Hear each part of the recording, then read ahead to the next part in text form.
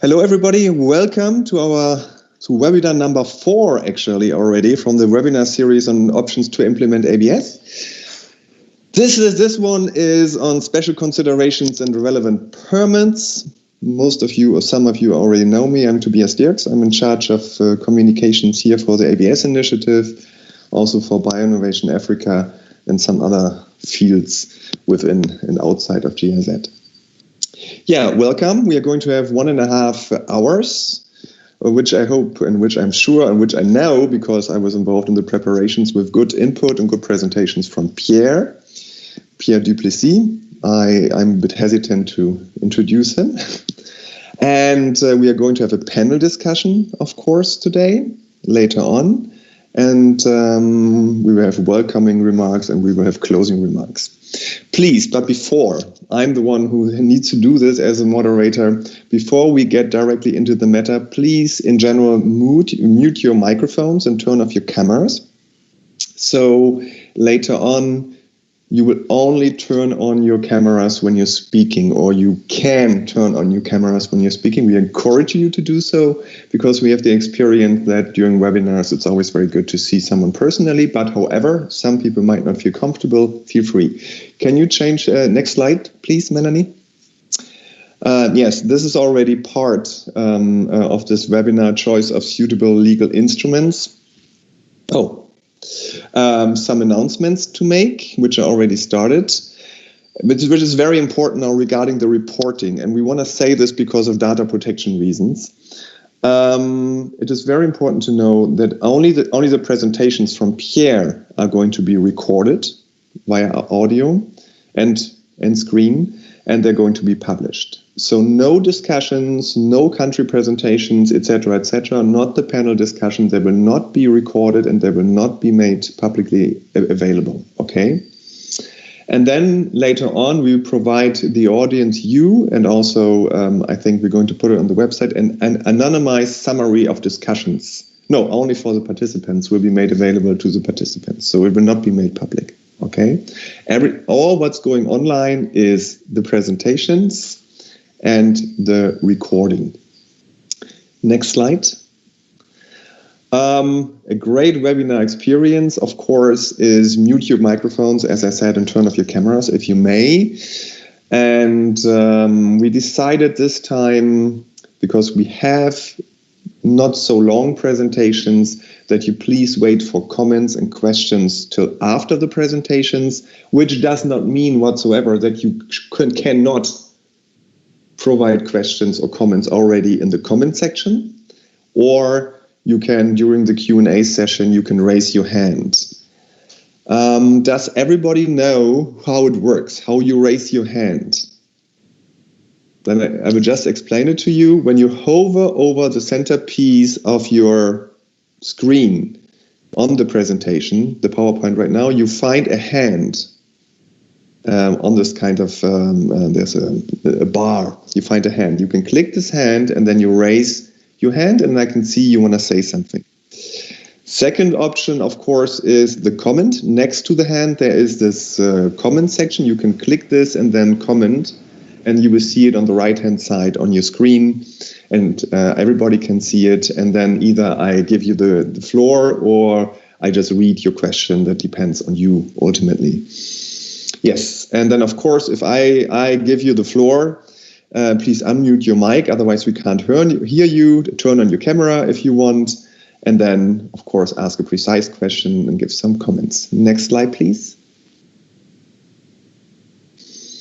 So, why are we doing this webinar series? Everybody knows, you've heard it many times, COVID-19, I don't have to reiterate, kind of delayed the entire international global process. And also our work to a certain extent. At least we need to change the pattern we work, the way we work. And of course, online opportunities come handy. That means we can stay in contact, we can convey messages, we can discuss crucial context related to the international negotiations ultimately.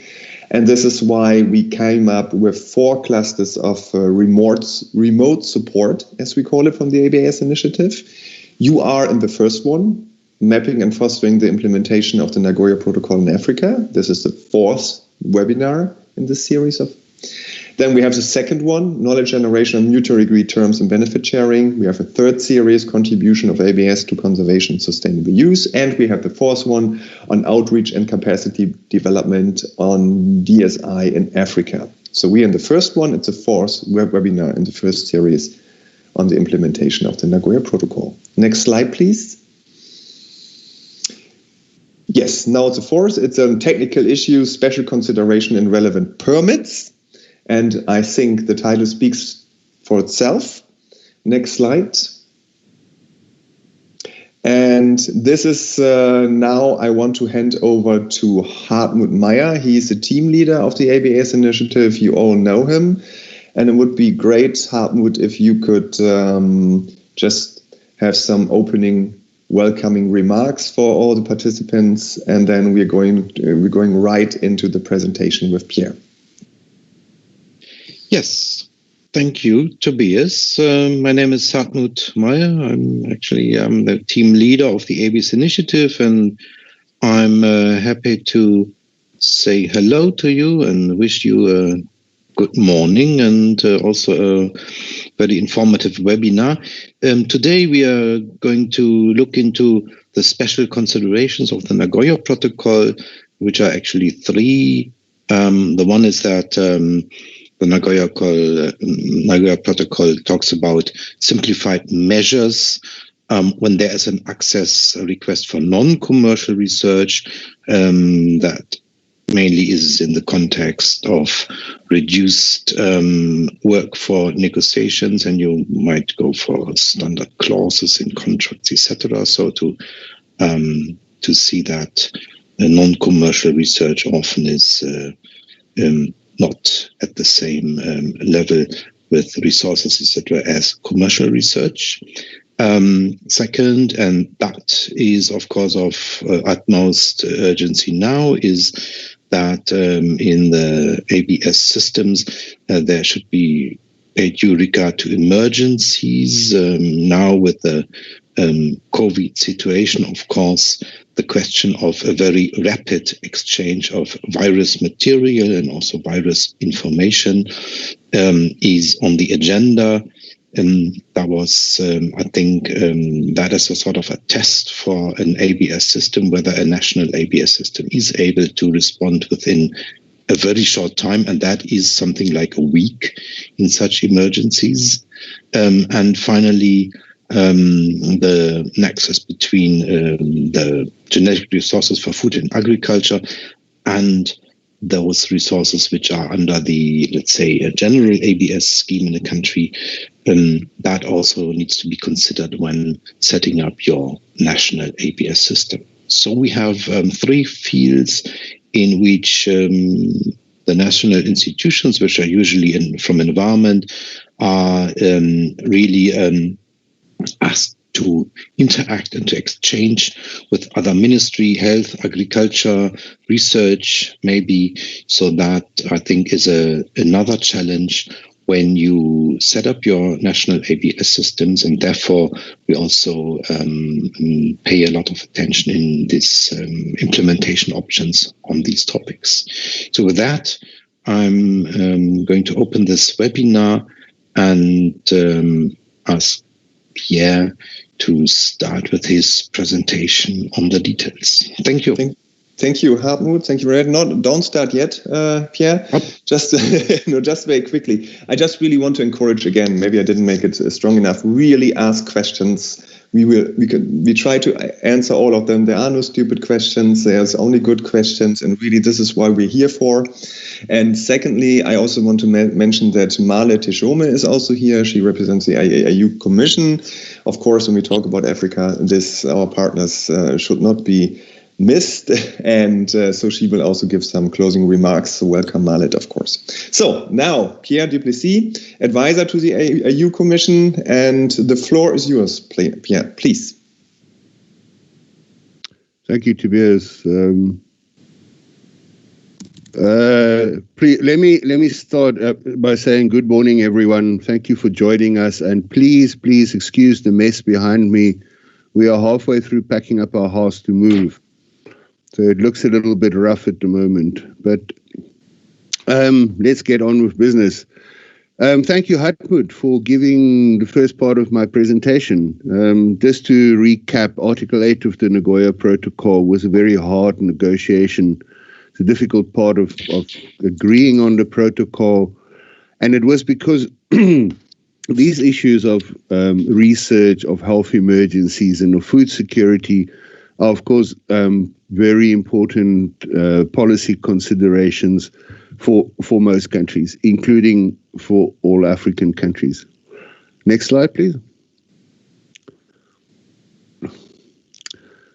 Sorry, can we go back to the first slide? I just want to point out something here. It's quite important to note the language of Article 8. Article 8, the chapeau, has a shall in it, each party shall. So it's an obligation on parties to the Nagoya Protocol to consider, to take account of these special considerations. But there's a slight, in every subparagraph, A, B, and C, there's a slight difference, right? So for the case of research, each party shall promote and encourage conditions that facilitates research, and there's a focus on simplified measures for non-commercial research, and there's a recognition of the issue of a change of intent, which we will look at in more detail. When it comes to health emergencies, the shall refers to pay due regard, and the emphasis there is on expeditious access.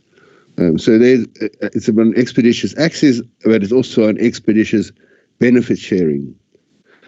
And then when it comes to food security, the obligation is that you shall consider the importance of genetic resources for food and agriculture and their special role for food security. Next slide, please. So research, health, agriculture, they're the biggest users of genetic resources. They are the sectors with a very high level of investment, with like strong interests behind them. And they're also very relevant for achieving the Sustainable Development Goals because they speak directly to some of these goals. Because of them being important user sectors, they also have very strong what's called communities of practice, also in Africa, and typically these communities of practice have established procedures for sharing genetic resources between them.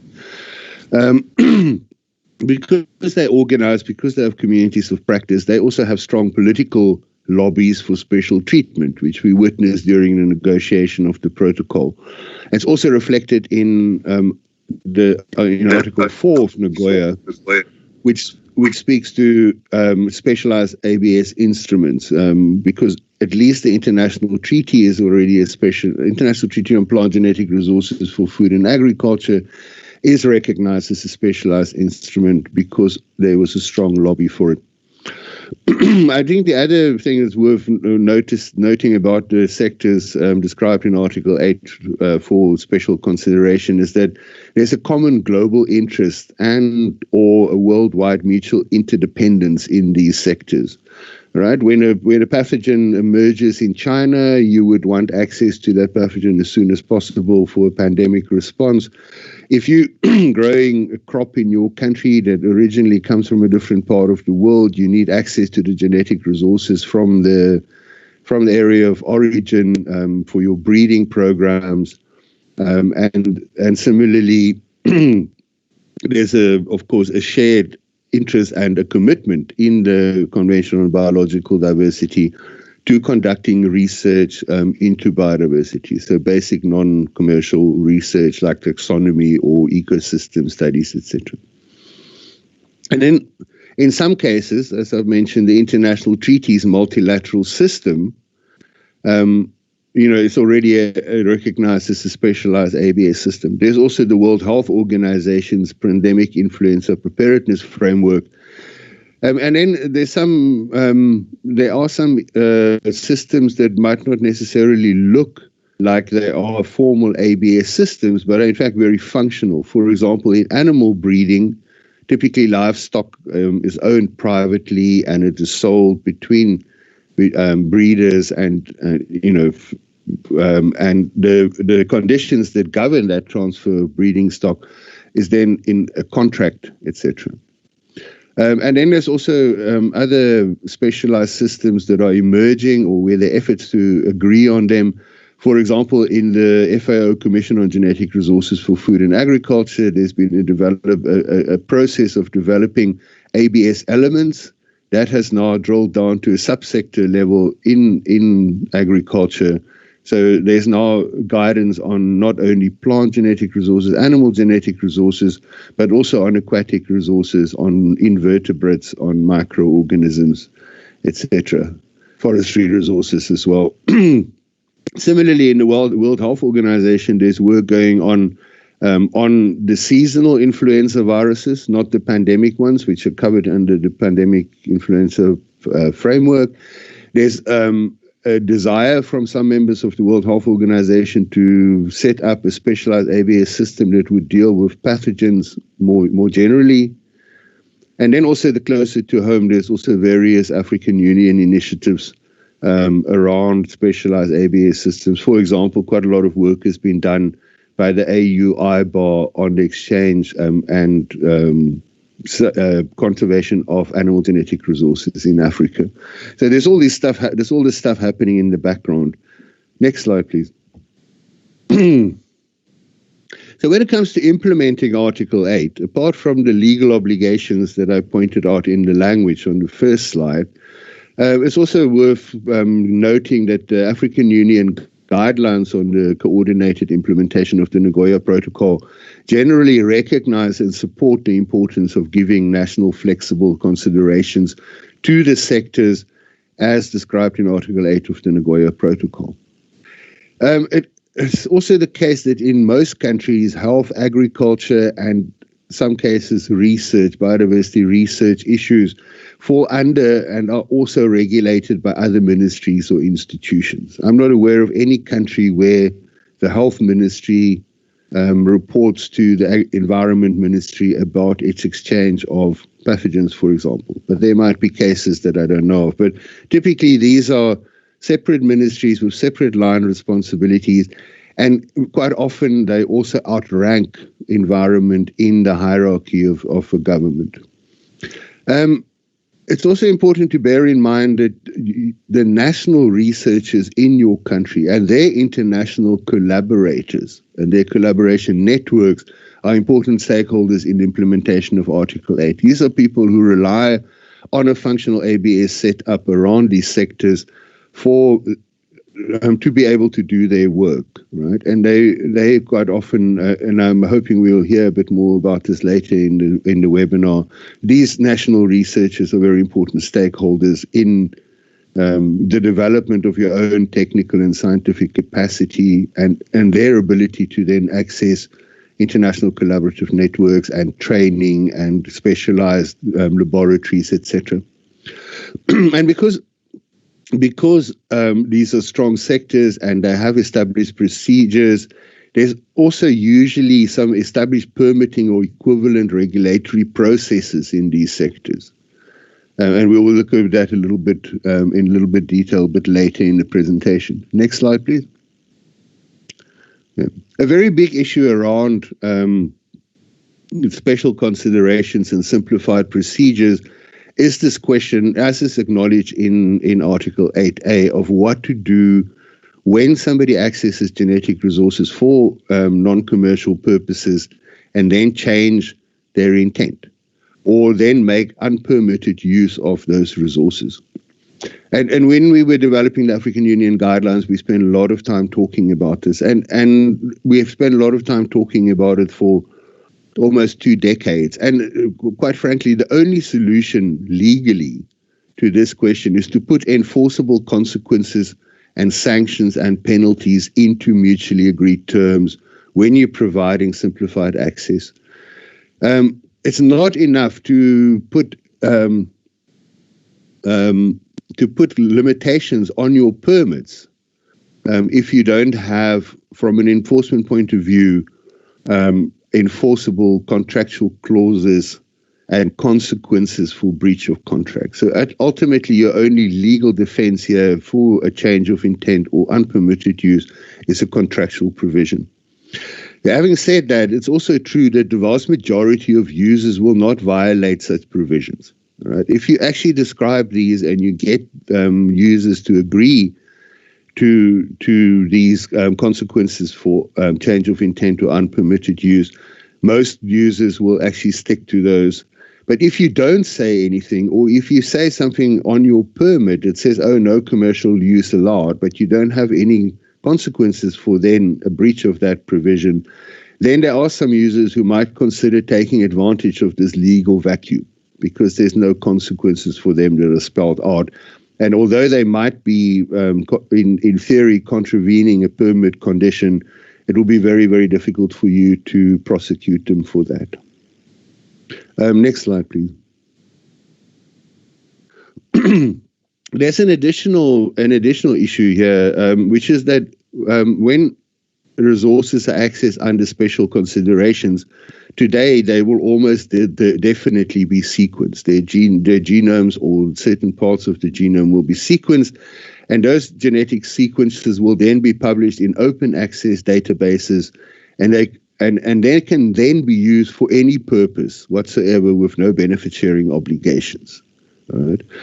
And the databases that hold DSI are at the moment unwilling to impose any conditions on data access, and they're unwilling to accept uploads of data that have conditions attached.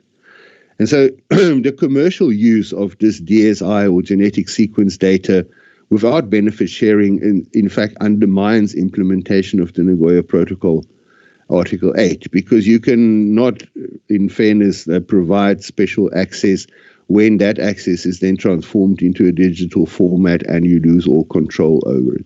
But as Tobias pointed out at the beginning, we will be addressing the issue of DSI or genetic sequence data in a future webinar series. The reason we decided to combine the discussion of special consideration with the discussion of permit systems is because these subsectors that qualify for special considerations under Article 8 very often already have some permitting system or similar procedures in place. All right. I mean, for example, there's the Standard Material Transfer Agreement of the multilateral system of access and benefit sharing under the International Treaty on Plant Genetic Resources, which is being revised, but is currently probably the most used legal agreement on ABS in the world. I mean, there's hundreds of thousands of exchanges under the SMTA. I think more than 1 million now in total since it came into force. Right? There's also 2 different SMTAs that are used by the Pandemic Influenza Preparedness Framework, and it's worth pointing out that this is actually the one ABS system in the world that is generating substantial benefits, around about $30 million a year, which goes towards supporting the global influenza infrastructure, laboratories and early warning systems, etc. But there are other less formal or less well-recognized exchanges. For example, when herbaria sent each other culture specimens, there's an established international system of exchange for taxonomic specimens. More generally, actually, with ex situ collection. So there's a method, and there's very often terms and conditions attached to these exchanges. Similarly, when breeders sell registered livestock or frozen reproductive material like semen or ova, very often there would be a contract that would control what you're allowed to do with the genetics that you're effectively buying by buying the livestock.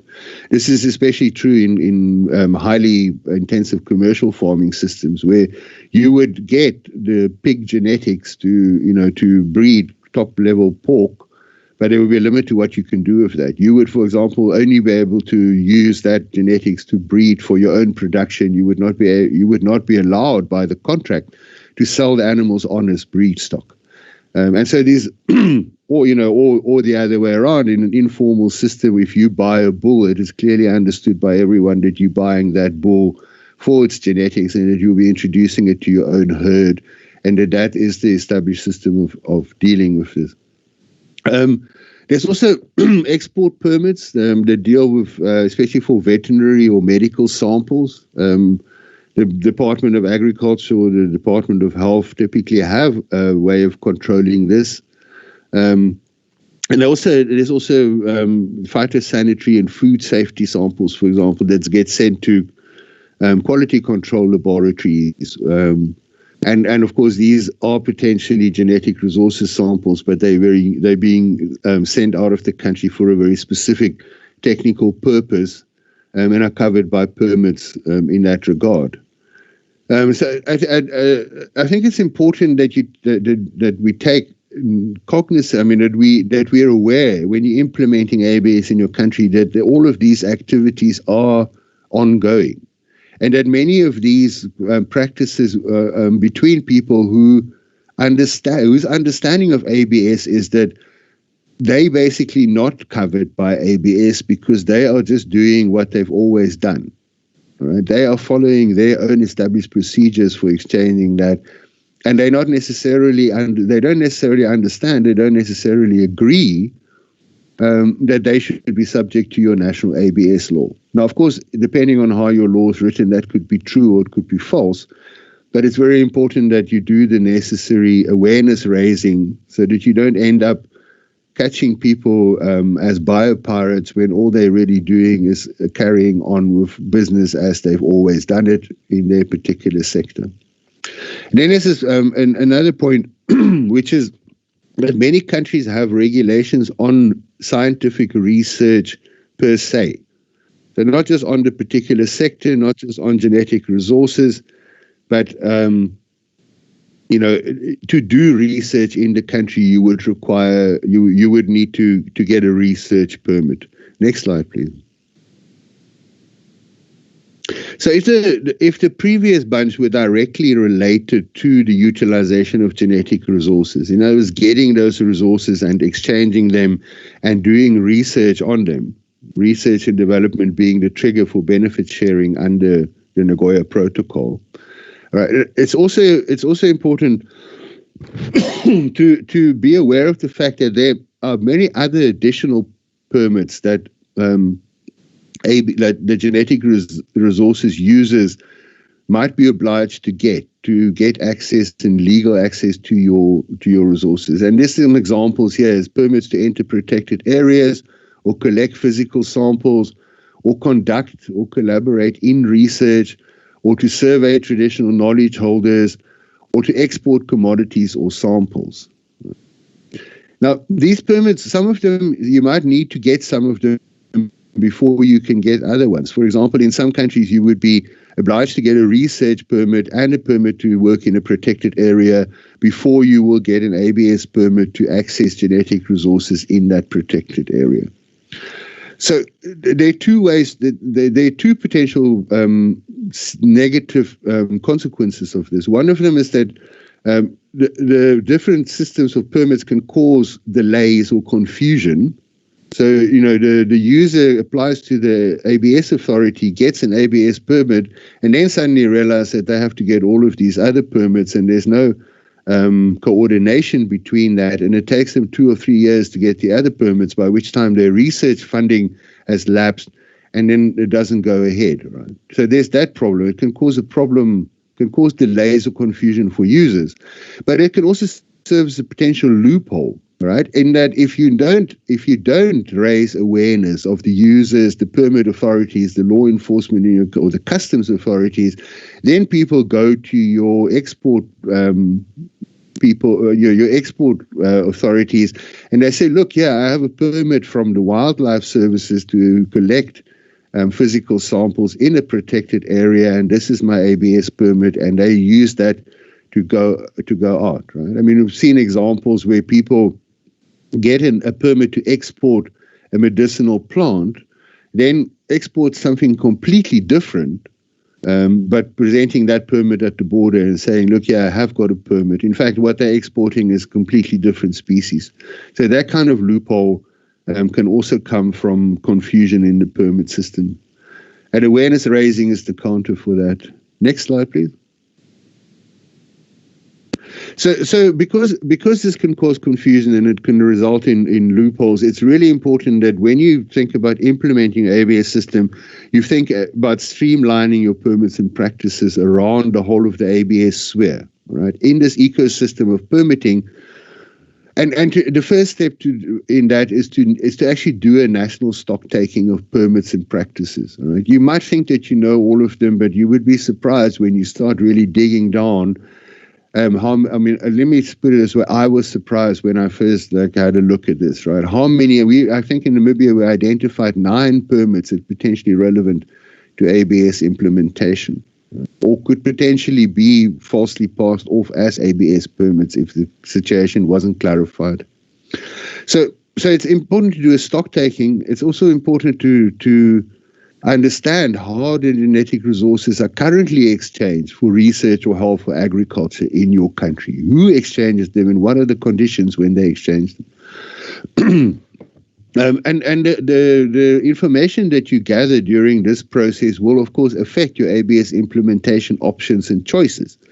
So, I mean, will you have many parallel processes?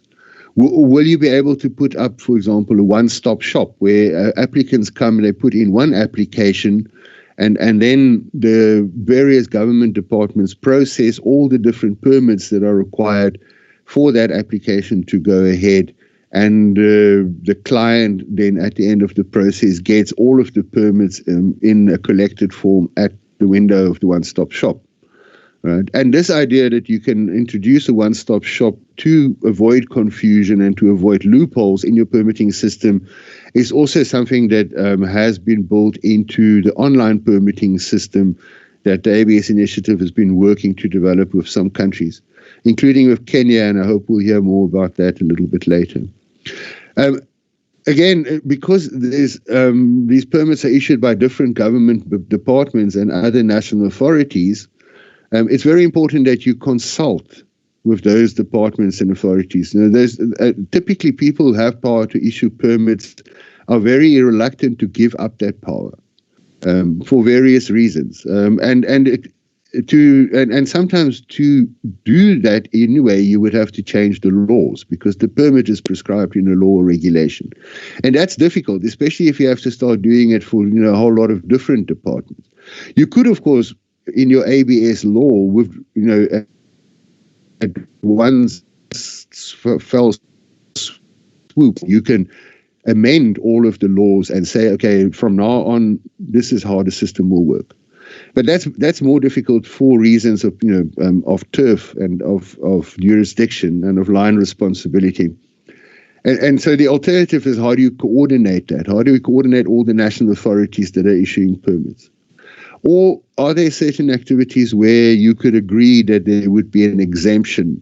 And can you then put that into law? For example, if someone gets an ABS getting a permit to do research in it, I don't think so, but that might be an option that you could consider. Right? And this overall process of doing the stock take, of discussing with the other people with responsibility, of coming to an agreement on how you will coordinate all of the aspects of these different permit systems, that's a very good example of the need for ABS authorities to manage national multi-stakeholder processes and consultations, which we've identified a couple of times now in this webinar series as a topic that deserves further attention by itself. Azul, I will give the floor to you, and this is not going to last too long. This is going to last 10 minutes. And then after the panel discussion, we are going to have 15 minutes at least for further discussions and inputs, of course. So, and I would also ask Zul and the two participants to switch on the videos if they may. And with this being said, the floor is yours.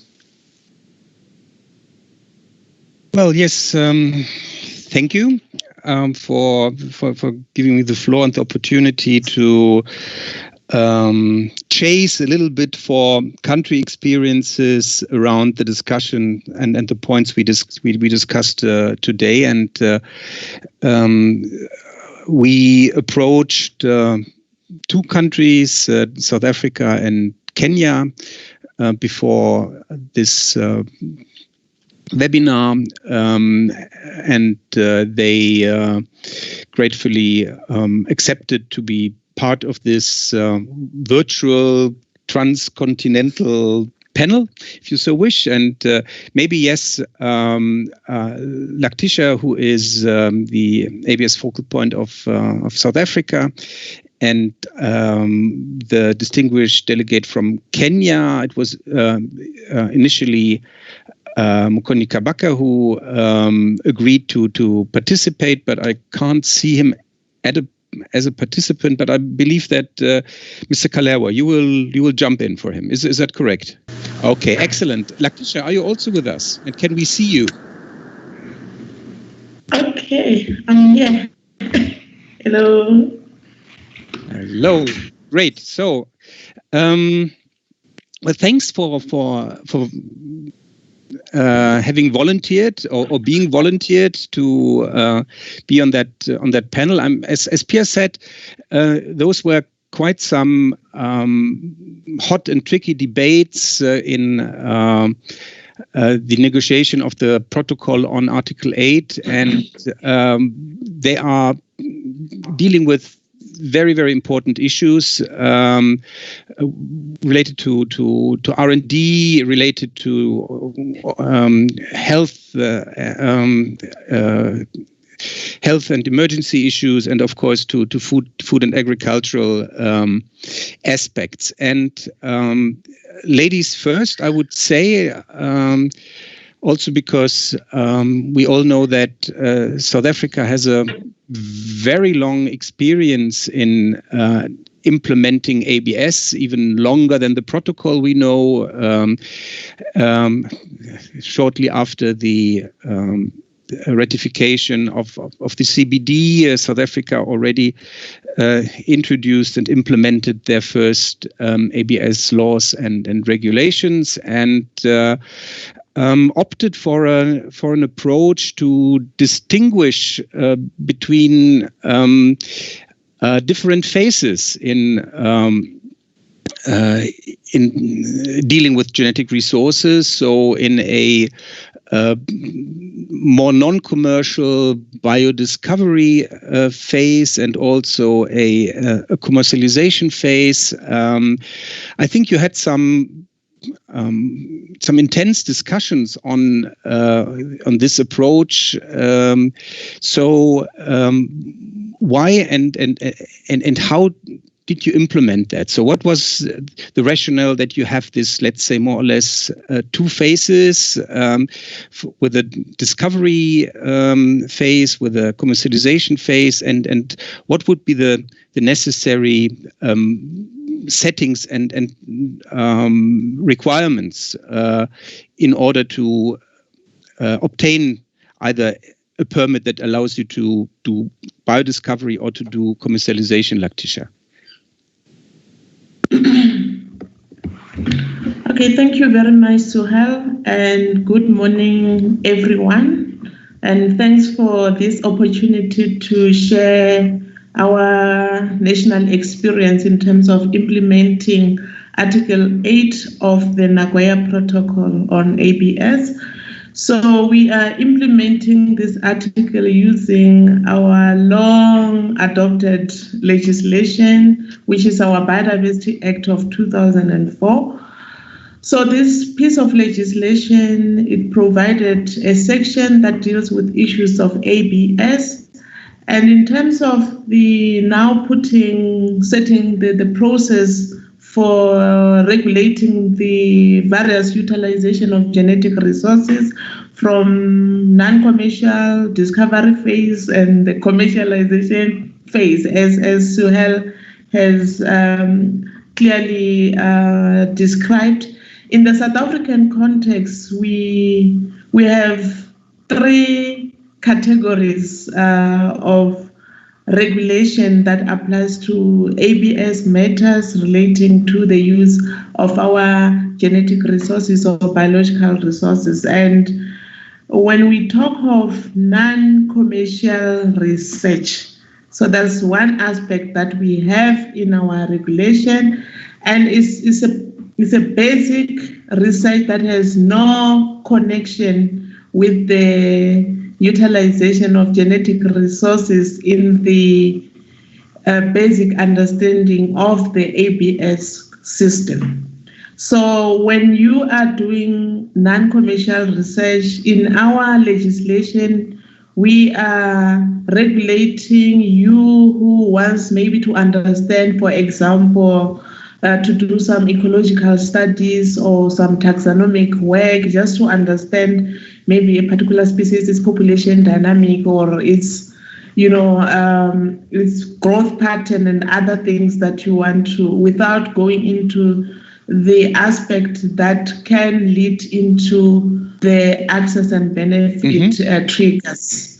So that's basically what we do, and that's a research that usually is done maybe to fulfill the academic requirements, like your master's, your honors degree. I know if it progresses to PhD, there might be other innovation and invention, but if it's something that is going to be linking with ABS matters, so whether it's for academic purposes, it will move away from that category of non-commercial research and enter the bioprospecting environment, the regulatory environment, which I will explain to you how that is done.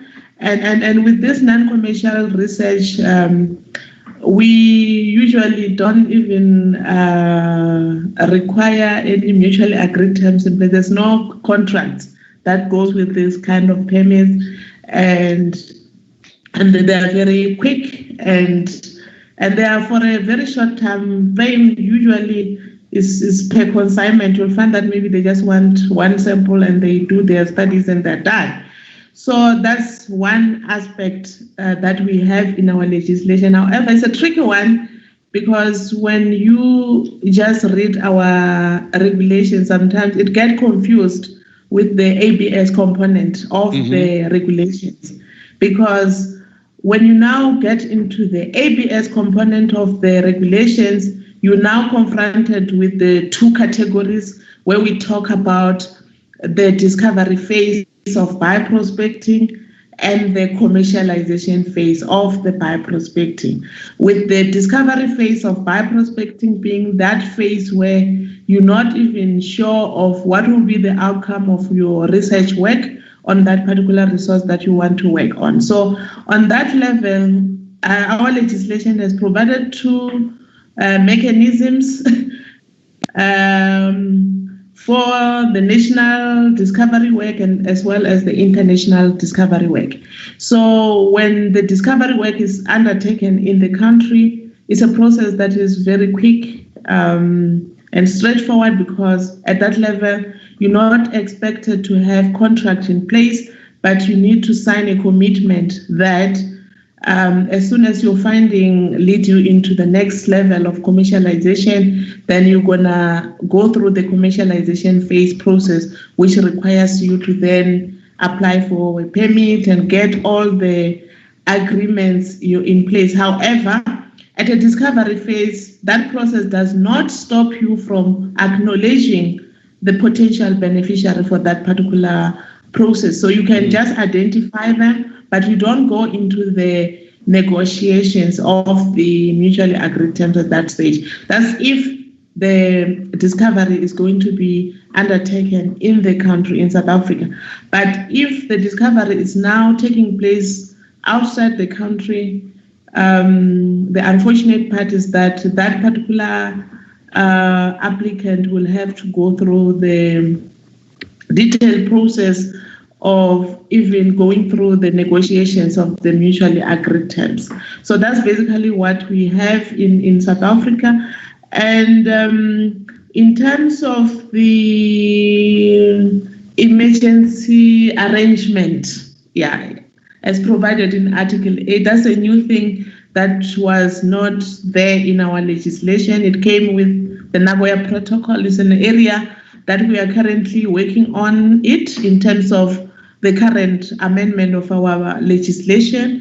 So it's a process that is going to be triggered by a gazette. So if there's an emergency, so minister will have to quickly gazette and declare. And then I think that the process that follow is we are still developing it, but it's something that is coming into the current legislation. But the first step that I've seen proposed was that there must be a declaration by in a gazette notice. There's this, and it's something that we've seen happening in South Africa with the current COVID-19 restrictions that are happening. We've really put out a lot of laws. Every month we moved to one level. There was a legislation framework that was coming out quickly and, giving direction on how various matters will be handled with. So I think that experience also helped me to see how emergency element that will come out of the ABS could be handled in South Africa. And then issues around food and agriculture. In South Africa, it's an unfortunate part of thing because we operating under legal vacuum because we are not yet a part of the plant treaty, but I know the process has been initiated to accede into that. So our legislation, the number, it has exempted those species. So we are not controlling or regulating them. I think I'll stop there. Thank you. Very interesting, and thanks a lot, Lactitia. Before turning to our Kenyan colleague, just to sum up, so we're talking about 3 processes or different permits. There is a research permit, which is on research on biodiversity in general. If you are interested in the genetic resources, in discovery work, in research, you would need to apply for a biodiscovery permit, and then you would have, of course, the commercialization phase, which requires even a different process, and also for the biodiscovery phase is not always, let's say, a precondition, as far as I know, the South African landscape for the commercialization phase. So if you would then, under your scope of legislation, export indigenous natural resources for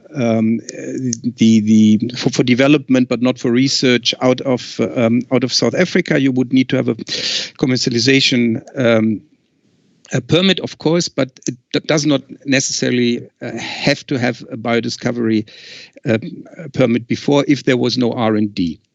Is that summarized correctly, Lactitia? Yes, thank you, Sohel. Thanks. And then, of course, we also heard that there is a lot of learning by doing, and that is in particular with respect now to the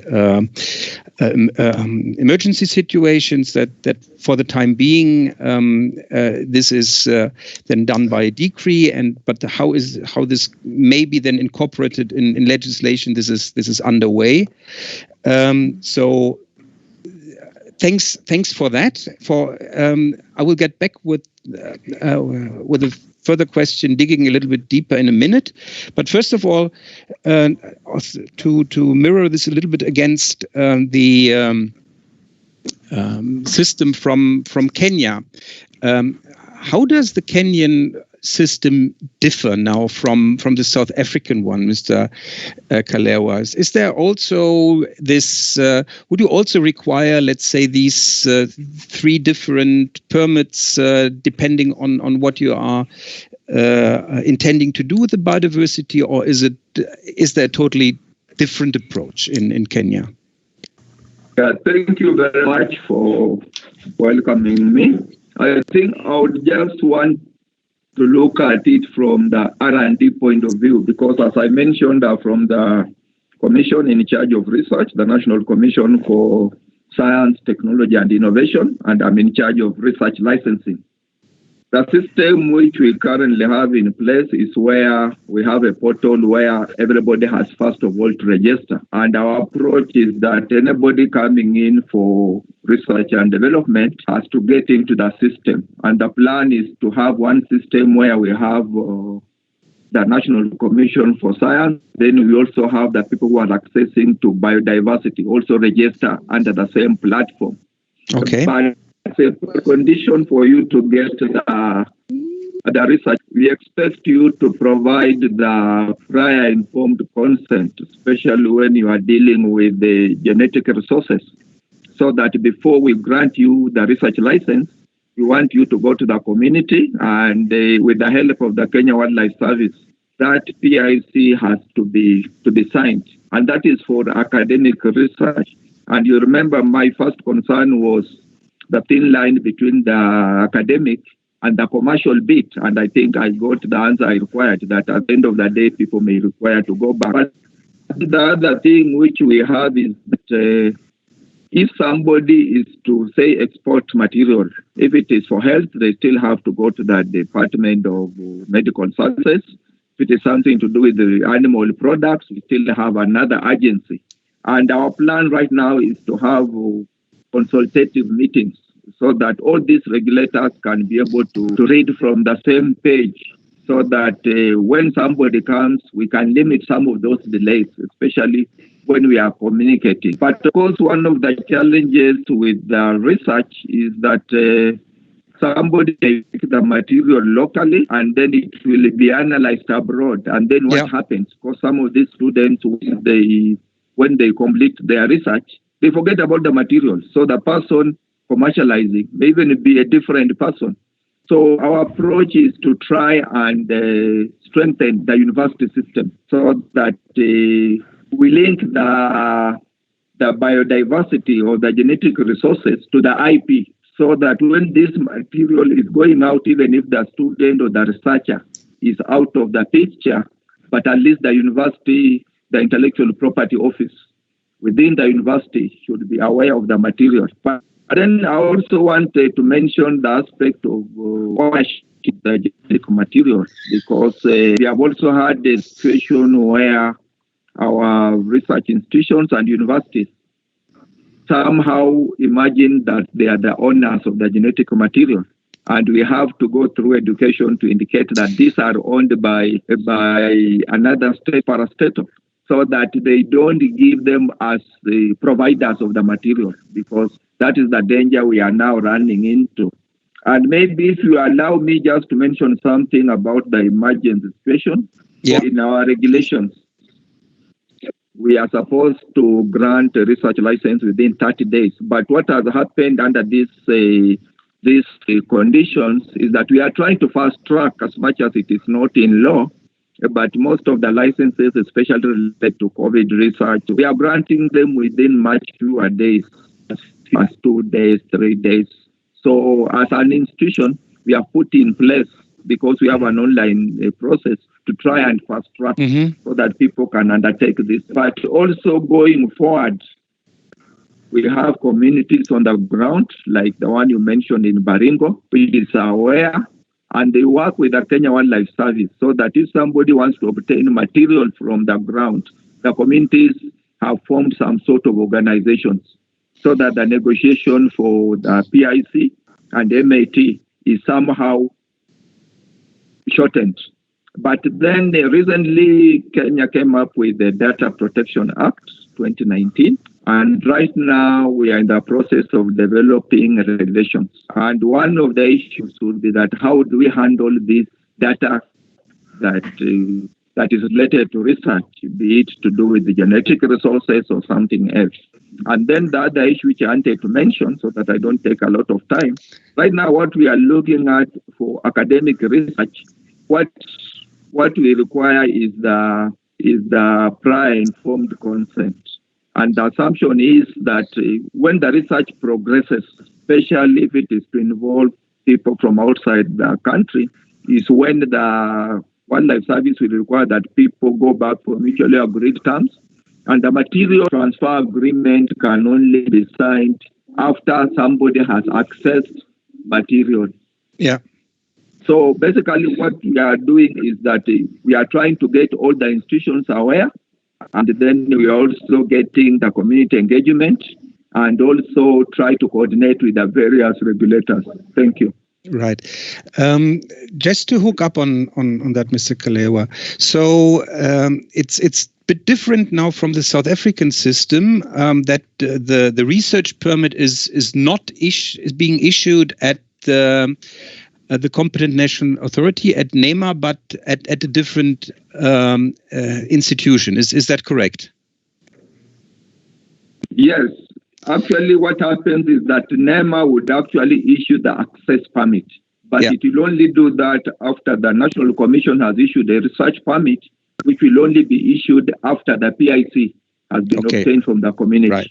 Here we see. But then what we are looking at is that under the ABS platform, we should have both the National Commission for Research, for Science and Technology, and NEMA on the same platform, so that when somebody makes an application, all these organizations are able to see how it progresses. Right. Thank you. Last question for you before turning to South Africa. It's focusing now on R&D. Is the process for an application for a research permit the same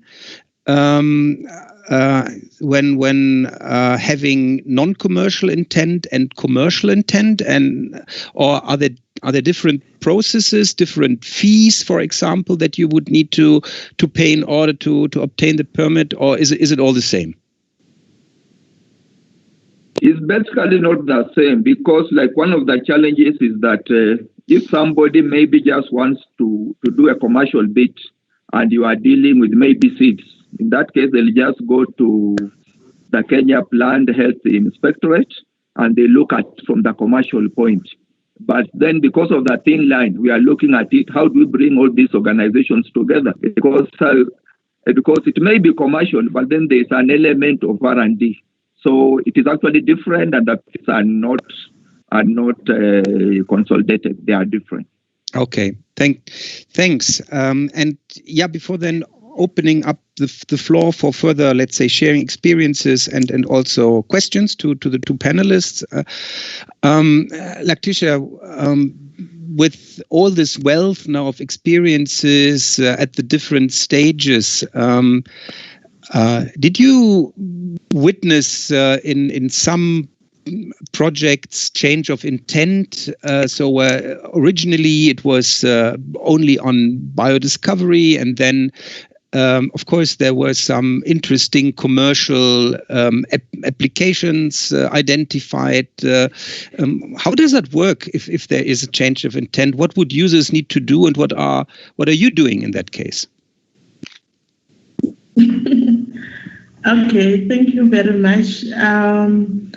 I think from our implementation experience from the pure non-commercial research, we have not come across any project that has a change of intent. However, from the biodiscovery projects, because those ones are usually undertaken with a hope to progress to a commercialization phase.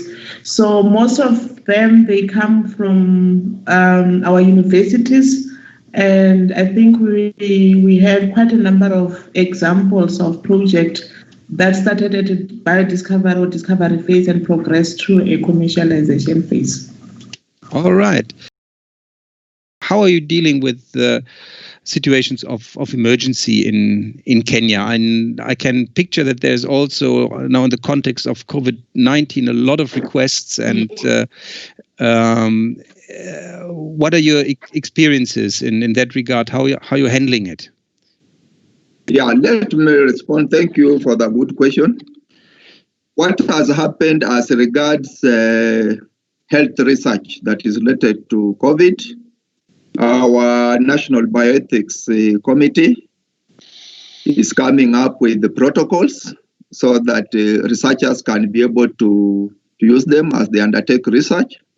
But from the organizational point of view, also as the research clearance system, we are actually undertaking most of the aspects administratively, so that we actually give priority to clearance of research, because as much as it may not be health, maybe somebody is looking at the economic aspects. It is also important that the government gets the necessary information so that any decision making is informed, is evidence-based. So we are doing it administratively, but then also from the bioethics point of view, there are protocols which are being developed, and we are hoping in the next 1 or 2 weeks they'll be rolled out to researchers.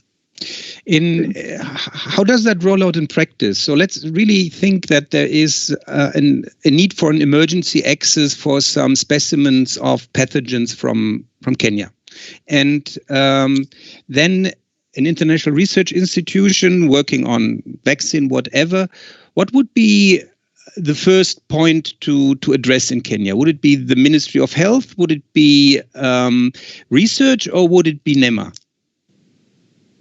What we are doing is that if it is something to do with health, the first point of contact will be Ministry of Health. But right now, the working between the Ministry of Health and the Kenya Medical Research Institute is very close, so that you can either get somebody from the Medical Research Institute apply, or somebody from the Ministry of Health. But what has happened in the past, the Medical Research Institute will be at the forefront, so that whatever team that comes up to address would actually be a combined team between the Medical Research Institute and the Ministry of Health. Okay, thank you. That's very clear. Could you provide us a little bit of an overview on who is dealing with what kind of resources, accesses? So how do you differentiate the landscape and the mandates in Kenya? Well, what is there is that all the, I'll not call them commissions, they are actually government corporations. What has happened is that the acts are fairly clear, because all of them have been created by legislation. And the challenge which we have had, and that's what we are thinking that we have to harmonize, is that sometimes we may find overlaps in mandate. Like when you look at the forests, we have the Kenya Forest Service, which is more or less dealing with the forest, but then communities have a fairly high say in the management of those forests, because the communities have to benefit. But then we also have the Kenya Wildlife Services, which is dealing with the protected forests. So there may be a bit of overlaps, but then we are looking at it that from the regulatory point of view, we either work together or we try to harmonize the laws. So that has been observed and is actually right. Okay, so there is still a process of streamlining and identifying mandate, which is very good. Okay, time is advanced. I do see that Hartmut has raised his hand, so maybe for a final technical comment by Hartmut, and then we would unfortunately need to close. No, there are still some further participants that want to share. So, okay, let's go on for a little bit. But now, Hartmut, first of all, you. Yes, thank you. I think Mr. Kaleva mentioned almost everything. So, but I like to add when it comes actually to the ABS regulation in Kenya. So, and also because that regulation is pretty old and need to be revised. In the regulation, there is nothing on health considerations, but I think it has to be dealt on an institutional level now, and that's how the institutions in Kenya are dealing with it. Okay. Mr. Kaleva, do you want to respond on that? Yes. Yeah, maybe there's one thing I didn't mention. Towards the end of last year, there's a task force which was appointed. And the issue is for us to try and come up with an ABS law.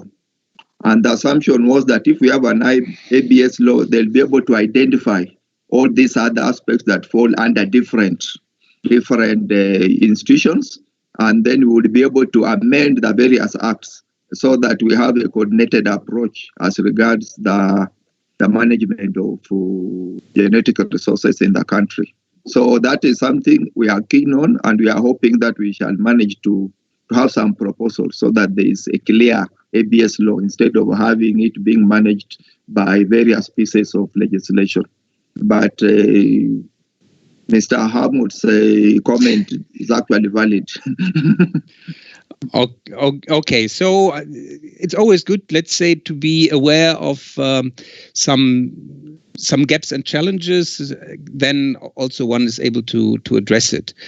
I want to close now the panel discussion. I think we could still go on, but in the interest of time, I will hand now over back to Tobias.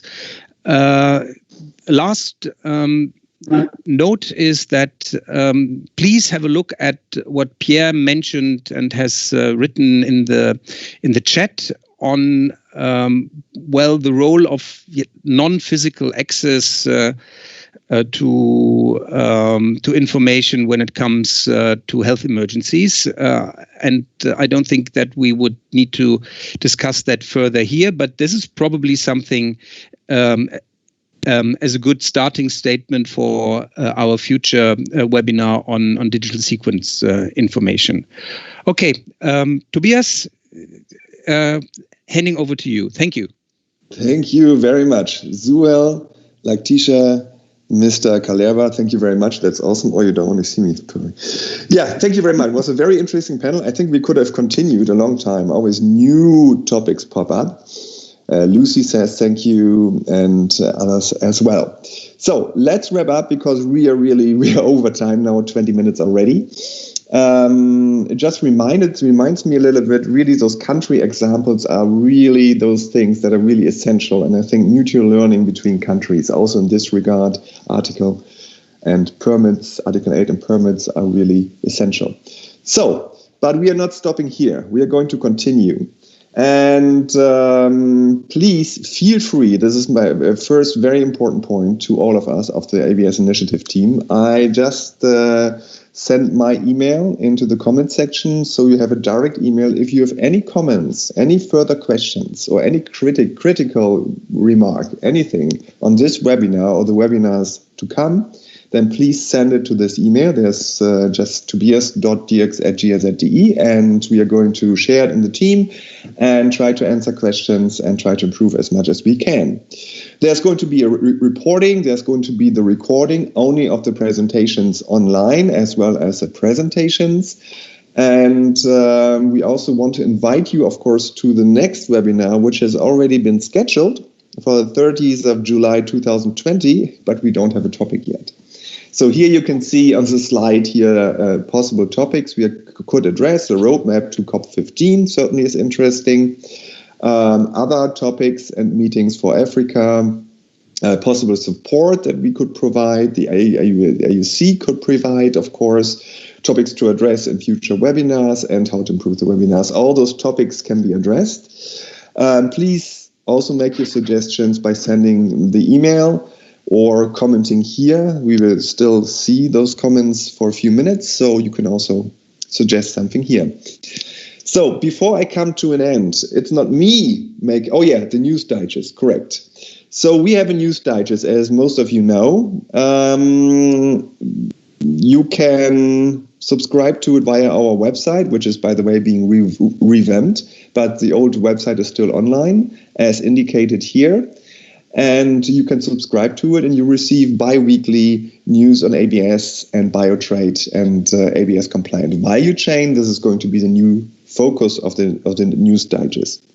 Not only ABS anymore, but with a link to biotrade and value chains. And also the topics we address today will be part of it. Next slide, Melanie, please. So before I really close entirely, Marlet, I would like you to present the closing remarks, please. I hope you can hear me. Yes, I can, Tobias. Okay. Yes, just to reiterate that we all have recalled that the Nagoya Protocol only sets the minimum standards for the conditions surrounding the third objective of the CPD, the fair and equitable sharing of benefits. The details of what an international consensus on ABS looks like is, as we know, articulated very well in the Nagoya Protocol. However, when considering national regulatory measures, as indicated in Article 8 of the protocol, parties are obligated, it's actually a requirement, a legally binding requirement, to take into considerations those three situations which have been the topic of our discussion of today. There has not been much debate on the importance of such considerations in our domestic laws, which is why the AU guidelines also reiterates Article 8 of the protocol to ensure that AU member states, like other parties to the Nagoya Protocol, also pay close attention to such special considerations, where they could also reflect these considerations subject to their national development strategies as well. We have mentioned that COVID-19 presented an opportunity for us to re-engage in the conversations surrounding special considerations focusing on imminent emergencies and what countries need to put in place domestically. Pierre mentioned to us that the discussions are ongoing and we're also engaged at the AU level with the WHO's request on its feedback on the report that they sent to us regarding the influenza virus sharing. We are of the view that adequate support is key to facilitate means of implementing Article 8b of the Nagoya Protocol, of course not overlooking the sovereign rights of countries over the genetic resources, in that quick access depends on being able to demonstrate to decision makers that equitable benefit sharing are in place, for instance, to make vaccines and treatments available and affordable to African countries, in this specific example. So just, Tobias, to conclude, this is just to really emphasize the importance of discussing such considerations, which are actually obligations under the Nagoya Protocol, and that AU member states need to contemplate when designing their ABS national systems in coordinations with the three big sectors, Pierre mentioned them, using our genetic resources, the research sector, the health sector, the agriculture sector. Therefore, assessment and of all what's out there. And we lost you. My connection is okay today. Can you hear me now? Okay. Yeah, you can hear. So just saying that it is quite important to assess and streamline permit systems and ABS procedures across the ABS field to make sure that we have a synchronized delivery of access to genetic resource and that we sufficiently achieve benefits sharing. So having said that, I really would like to thank all the colleagues that have participated, the panel discussion participants as well, and all of the resource persons. And we will keep engaging with the initiative, of course, to support the group, the African group, and their delivery of their obligations. Thank you very much, Tobias, for this opportunity. Thank you very much, Marlet. Greatly appreciated your closing remarks, and it's true, align with each other and have a good ABS system in place. Good, thank you very much. So everyone, unless there's no final comment, I would just say thank you. Carve like Batman, I see on this picture here. That might be a good comment. And we see you hopefully on 30th of July. And again, you received my email. Please send all the comments, questions, suggestions to that email or comment in this comment section. And I also want to mention people who are not visual there or who were not participating but who contributed a lot. It is Olivier Rukundo, of course, who's our consultant. He worked on the presentation with Pierre. And it is also Melanie Basiuris, who was taking care that everything technical works very well. And it's Yannick Zorin, who also is in charge of the recording. And I really want to mention it because, as you know, like with big TV shows, nothing works with people without a team. Okay, thank you very much. And we hope to see you soon.